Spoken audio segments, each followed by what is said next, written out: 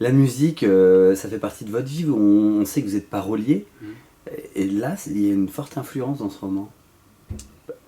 De la musique. Couverture, Oui, mais parce qu'il y a les références. parce qu'il y a les Beatles. C'est un peu un fil rouge dans tous mes romans. Il y a souvent une petite allusion aux Beatles, parce que c'est un truc très important pour moi. Votre personnage joue de la guitare. Mon personnage, Tamara, Tamara, la jeune fille, joue de la commence. guitare. Ouais. Mais ça aurait pu être. Vous voyez, ça aussi, c'était les débuts. Elle commence. C'est maladroit. On ne sait pas si ça va tenir. Ouais. C'est ça que je. Ouais, parce que c'est intéressant en termes de fiction, justement, cette incertitude. Mais ça aurait pu être Tamara, elle reprend des chansons, mais elle aurait pu aussi tenir un blog ou livrer des poèmes ou des nouvelles. C'était l'idée aussi qu'aujourd'hui, dans les commentaires, à peine on pose quelque chose avec le cœur, à peine les gens se défoulent, se déchaînent, et c'était plutôt aussi pour parler de ça. Je me souviens, mais j'en parle dans le livre, j'étais allé voir sur un site marchand un roman de Françoise Sagan, et il y avait un seul commentaire. Et le type se lâchait en disant mais c'est complètement dispensable, c'est nullissime. Et alors on peut penser ce qu'on veut de François Sagan, mais à un moment donné on se dit qu'il y a quand même une décence aux choses. On ne peut pas quand même intervenir pour faire n'importe quoi. Ah oui.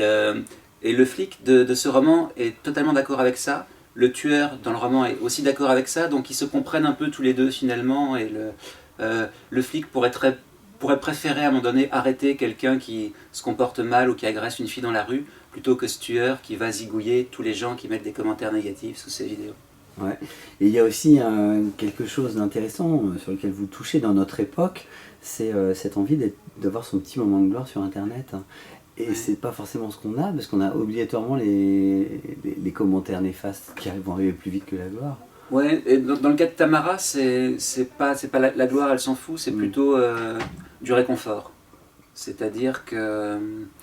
Mais moi je suis un peu comme elle, c'est-à-dire que moi quand je poste des choses sur Facebook ou tout ça, je m'en fous un peu, je préfère avoir un peu de reconnaissance et être connu, parce que ce sera plus facile pour avoir de la visibilité dans ce sens-là. Mais sinon je suis comme Tamara, c'est aussi ça aide. C'est vraiment, on a une journée pas terrible avec des bonnes nouvelles qui n'arrivent pas ou des mauvaises nouvelles, et que des gens fassent un petit commentaire sincère ou engageant, ça nous porte. Et Tamara, elle est plutôt comme ça, elle va poster ses chansons pour voir si elle a quelques touches dans le monde. Mais il y a une très belle phrase de Cocteau qui dit que quand on écrit ou quand on produit des choses, en fait c'est pour retrouver des frères et des sœurs à travers le monde qui seraient comme une étoile dispersée. Oui. Alors Cocteau le dit vraiment beaucoup mieux que ce que je viens de dire, ouais, mais l'idée est là. Vous avez donné l'idée, Jérôme. Il y a quelque chose que je veux évoquer avec vous dans Aide-moi si tu peux, sur ce roman, c'est l'écriture. Est-ce que ça vous a demandé beaucoup de travail, parce que c'est quand même subtil, c'est fin, c'est intelligent ce que vous mettez dans le livre. C'est gentil, mais moi j'ai la chance j'ai toujours des projets de romans, j'écris aussi des chansons. C'est beaucoup d'humour, c'est piquant. Ouais, j'ai toujours la chance d'écrire, d'écrire beaucoup. Et maintenant j'ai rien trop fait entre 20 et 30 ans, parce que j'étais pas content de ce que je faisais, je m'appartenais pas. Maintenant je prends moins de directions qui ne me plaisent pas, donc j'ai tendance à aller tout de suite vers un truc qui m'amuse. Je m'amuse beaucoup en écrivant, j'ai aussi le goût des aphorismes, des jolies phrases. Moi ce que j'adore, c'est quand des lectrices viennent me voir et qu'elles ont stabiloté plein de phrases dans mon livre. Ça me plaît. Il y en a plein. Ça me plaît 1000 fois plus que quand on me parle de l'intrigue au final. Oui, oui.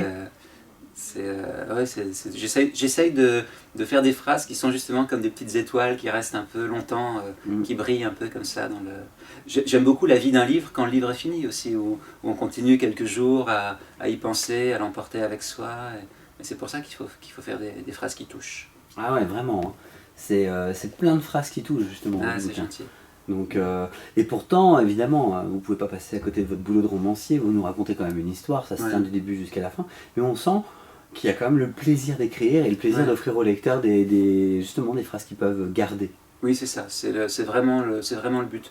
Là, depuis 2-3 romans, je prends aussi le plaisir à suivre une histoire, mais parce que je suis entraîné par l'histoire, donc j'y vais de bon cœur. Mais ce qui me plaît avant tout, c'est de faire des phrases qu'on peut garder avec soi. Vous avez bien dit quelque chose d'important quand on discutait, c'est que vous avez la chance maintenant d'écrire, c'est-à-dire que pour pouvoir arriver à faire toutes ces phrases-là, vous pensez que c'est parce que vous écrivez beaucoup que ça se fait de livre en livre, ou de chansons aussi, parce que vous ne faites pas qu'écrire des livres. Ça se construit parce que vous écrivez beaucoup. Bah oui, parce que évidemment, le travail, moi j'ai tenu un blog que je continue un peu à alimenter, mais sporadiquement aujourd'hui, parce que comme je... Parce que c'est chronophage. Oui, non, c'est pas ça. Et puis comme j'écris, je préfère aussi que certaines réflexions aillent dans les livres plutôt qu'être livrées comme ça immédiatement.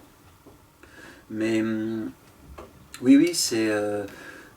ouais, je sais pas, je suis quelqu'un qui écrit. Quand j'étais au lycée, au collège, j'écrivais pour... plutôt que d'aller voir une fille pour lui dire que j'étais amoureux d'elle, je lui écrivais un poème ou un roman. Voilà. Ce qui était moins facile évidemment, parce que quand on a 16 ans ou 15 ans, c'est mieux d'aller directement voir la fille et de l'emballer. C'est ça. Plutôt que d'essayer de construire une œuvre un peu plus rapide. C'est ça. On gagne du temps. On gagne. Voilà, parce que des fois c'est beaucoup d'efforts pour se prendre un râteau. Oui, je ne sais pas si on gagne, si on perd pas à la fin, mais en tout cas on gagne du temps, c'est sûr. Je comprends. Jérôme Attal, vous continuez d'écrire, j'espère. Oui, là il va falloir que je pense au suivant, mais j'ai déjà plusieurs idées, il faut que la bonne s'impose, mais elle va arriver vite, mais là je suis vraiment dans l'euphorie aussi de la sortie, les premiers retours arrivent, j'ai envie d'en parler, donc ouais, j'aime beaucoup aussi ce moment où le livre est lu.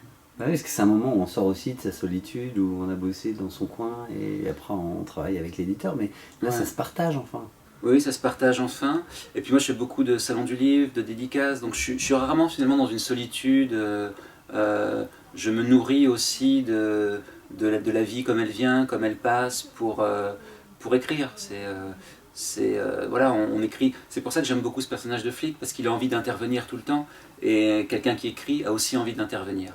C'est-à-dire qu'il y a quelque chose qui le blesse dans la rue, il y a quelque chose qui le blesse dans une conversation, ou alors, comme on a souvent, on n'arrive pas à dire la chose qu'on voudrait dire au bon moment, ça nous vient qu'après. À ce moment-là, on écrit, on intervient, comme ce policier a envie d'intervenir quand il voit quelqu'un qui se comporte mal avec sa coéquipière, ou des mecs qui parlent d'une fille et ça lui plaît pas, il a envie d'intervenir, ou des gens qui se comportent dans le train en mettant leurs pieds partout. Ça me rappelle plein de passages. Hein. Ouais, c'est parce que vous dites vraiment pas tout ça par hasard. Hein. Les internautes le comprendront quand ils vous liront. Oui. Mais c'est vrai que tout ça, tous ces exemples sont vraiment à l'intérieur du livre et dans le roman. Quoi. Ouais. Jérôme Attal, un grand merci. Mais c'était un pour plaisir. Cet entretien. C'est passé en un éclair. Eh ben c'est ça. C'est que c'était bien. Est-ce que vous voulez un peu de Red Air, non? Il m'en reste un bout. Il m'en reste un bout. Comme ça, vous avez aussi. J'en ai une caisse. Hein, j'ai un épicier qui m'en garde des caisses. Voilà, de Cru 1983. Voilà, avec les Beatles derrière, qui nous font un petit clin d'œil. C'est un poster vintage que j'avais dans ma chambre dans les années 80. On voit un peu qu'il est un peu déliquescent, comme la société. Ouais, faut intervenir. Exactement. Un grand merci pour ce voyage. C'est un plaisir. Dans les années 80, Jérôme Attal, Aide-moi si tu peux, disponible aux éditions Robert Laffont. Et si on ne comprend pas bien ce que je dis, c'est parce que j'ai un Red Air dans la bouche.